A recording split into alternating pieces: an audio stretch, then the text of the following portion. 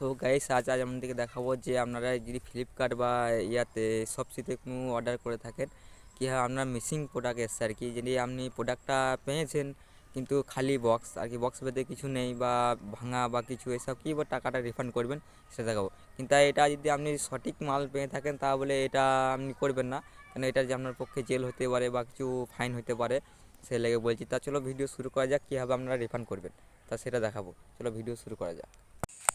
তো প্রথমে আপনি শপসি অ্যাপটা খুলে নেবেন, তারপরে আপনি অ্যাকাউন্ট অ্যাকশনে যাবেন, নিচের দিকে দেখবেন অ্যাকাউন্ট বলে আছে। আপনি যেটা অর্ডার করেছেন অর্ডার অ্যাকশনে যাবেন। অর্ডারে যাওয়ার পরে আপনি খালি লোডিং হবে, আপনার নেটওয়ার্কটা স্লো আছে আমার, সেই জন্য একটু ওয়েট করতে হচ্ছে। ঠিক আছে, আমার এই কার তো 5G নেই। তা দেখুন আমার এই কার আছে, যে একটা অর্ডার দিয়েছিলাম ওটা মানে ক্যান্সেল করেছি আমি এটা দেখাবার জন্য। তাই রিটার্ন অপশানে ক্লিক করার পর আপনি এই নিচের দিকে যাবেন, খালি বক্স এবং চিহ্ন যেটা এটা মিসিং প্রোডাক্ট ওটা ক্লিক করবেন।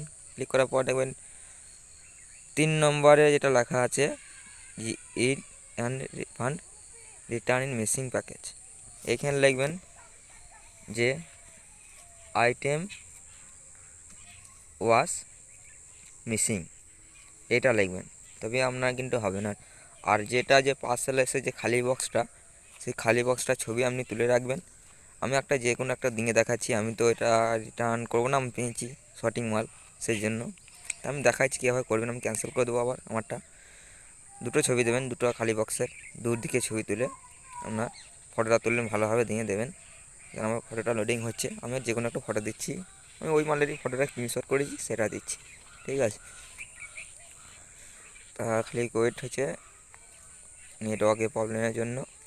ঠিক আছে, তা আপনারা এটা করার পরে দেখবেন নিচে কারেন্ট অপশান থাকবে, কারেন্টটা করে সাবমিট করে দেবেন। দেখুন নিচে এটা লিখে দিচ্ছি এখানে জরুরি ব্যাপারটা, যে আপনি কিসে দিতে চান পেমেন্টটা।